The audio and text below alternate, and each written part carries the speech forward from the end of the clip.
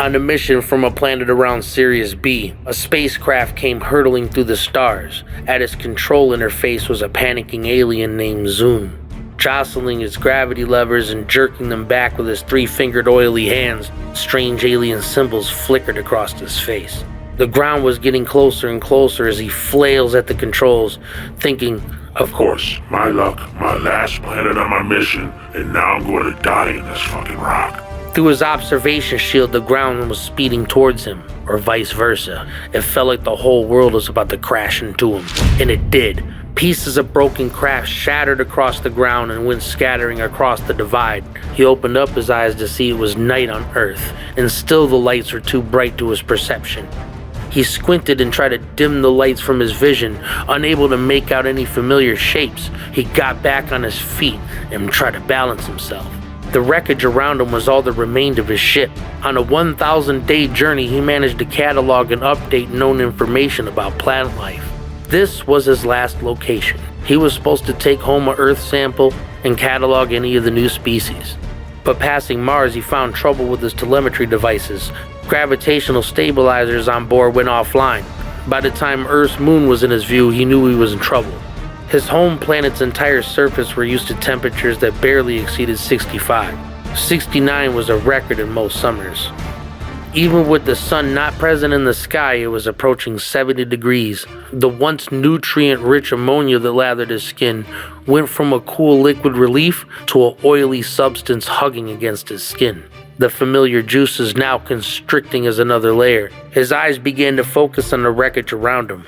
The only thing still in one piece was his beam gun. A strong heat-inducing device, never fired once, it still had 5 shots left in the charge cartridge. He held it inches away from the magnetic disc below his skin. The gun left from his hand, attaching to his side firmly. A nuke kit laid open on the ground in front of him. After consuming a gas conversion tablet, he took his first breath of what was now properly mixed air. He felt less like he was dying, but it didn't do much to help his fear. Neither did the crossing flashlight beams in the sky over the horizon. He heard loud rumbling trucks getting closer.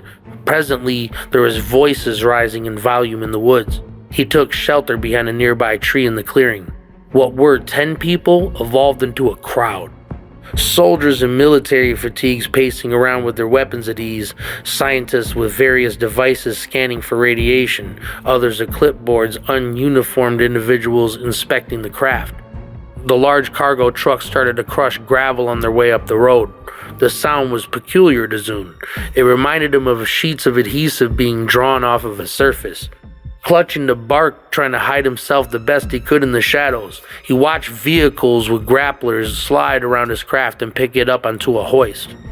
He watched humans cart off his only way home. His heart sunk into his chest.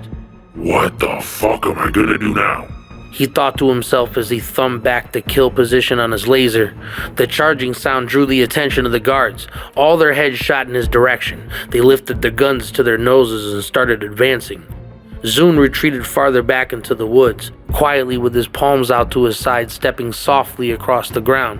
When they reached his original position, they trained their guns and flashlights towards the woods directly in Zune's face. He opened his palm next to his side for his blaster, but some interference from one of the devices the military men held interrupted the signal. The blaster fell from his ground with a light thwack. Looking down in horrible realization that his hands are empty, he dodged backwards. The soldiers let loose, blowing holes in the trees and ground where he was standing. In seconds, the entire place was swarming. He advanced backwards into the woods, trying not to make any more noise. He could feel the night air evaporate more of his protective layer. He felt the irresistible urge to run. Turning back on his heel, he bolted into the dim tree line, dashing through them like a gust of wind. Soldiers of flashlights aimed guns in hot pursuit. Eventually, they started ringing out more shots.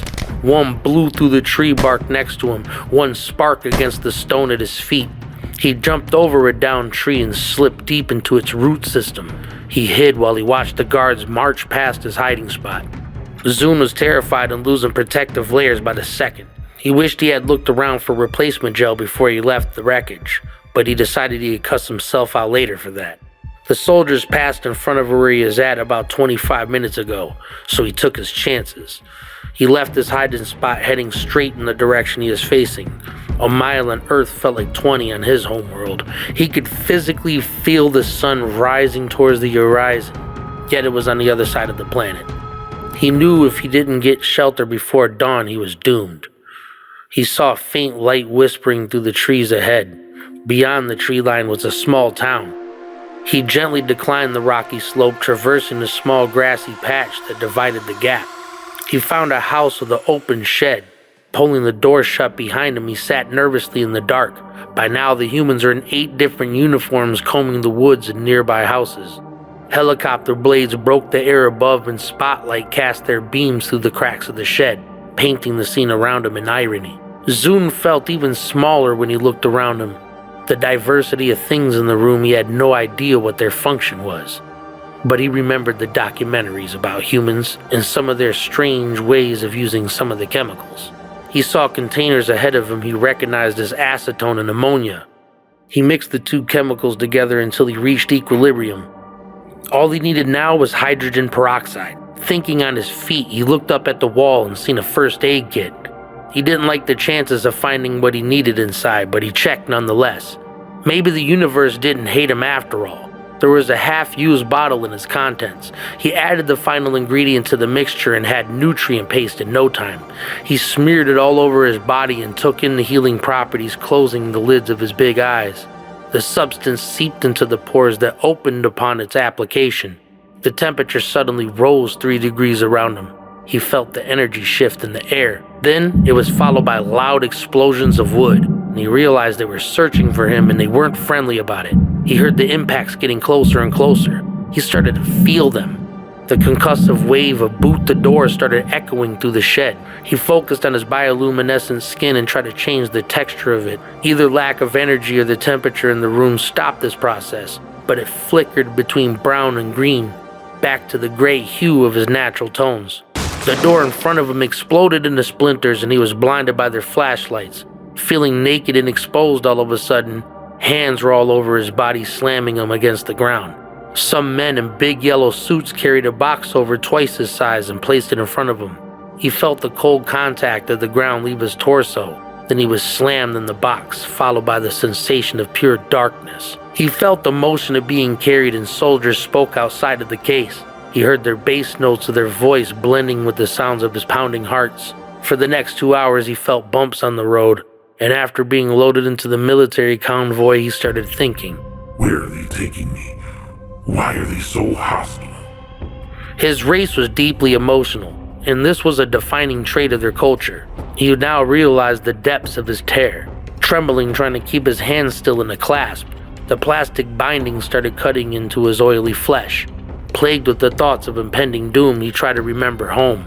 The ache in his heart was palpable.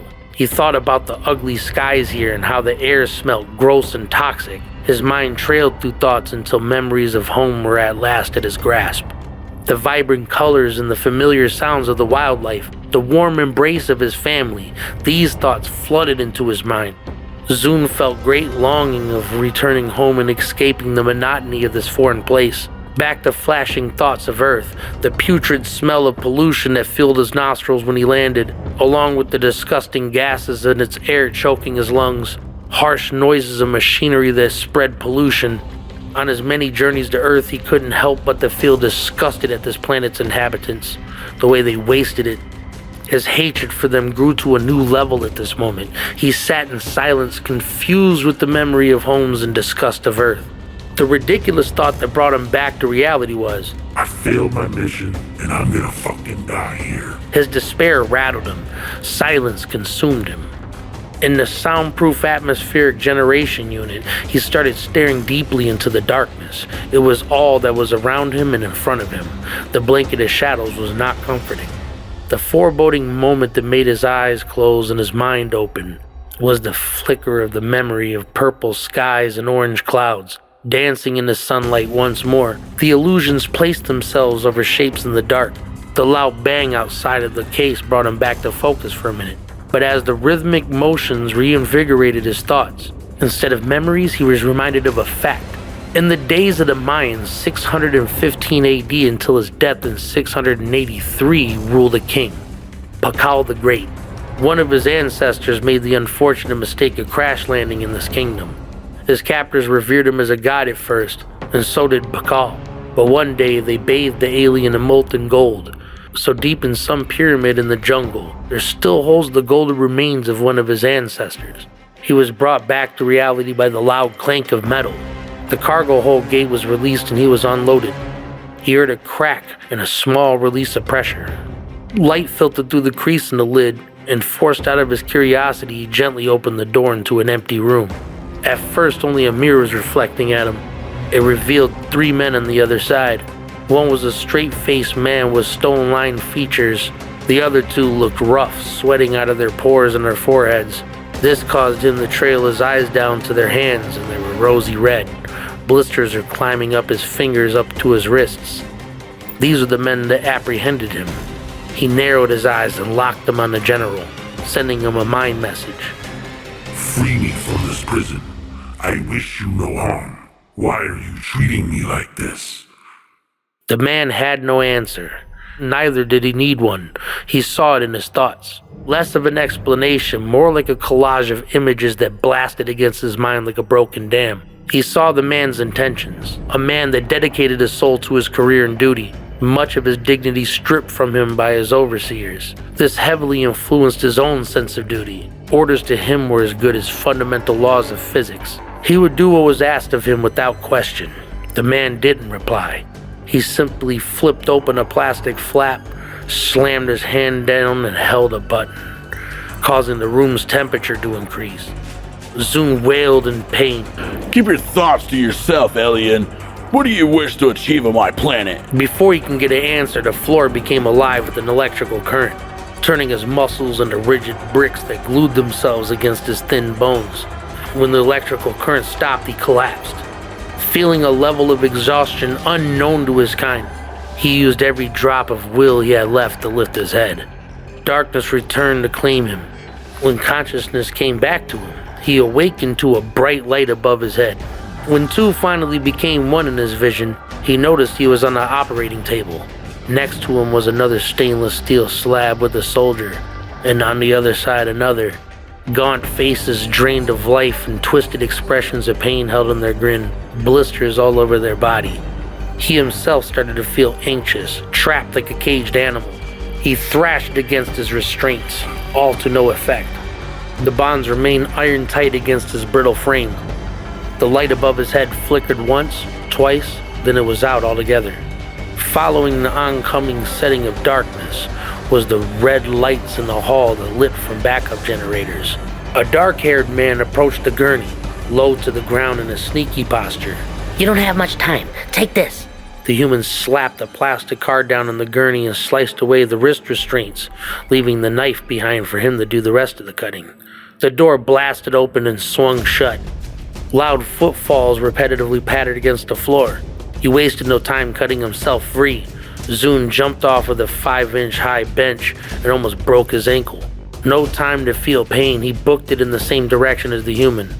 Loud alarms chirped and reverberated through the hall. He saw a thin opening in 2 double doors straight ahead. He crossed his arms in front of his face, steeled his nerves, and plunged through the door, crashing and sliding against the ground. In mid-slide, he saw ahead of him that there was 2 soldiers holding the man down. He hid behind the wall closest to him. 1 gunshot to the back of the head ended that man's life. They fixed their flashlights back towards the door. Once their business was concluded with him, Zune saw the pathway to another room and entered. The guards saw the flapping doors. Flashlights fastened on their barrels entered the door first, scanning their eyes around the room, while they advanced further into the center. Keeping low to the ground, the alien maneuvered around the tables.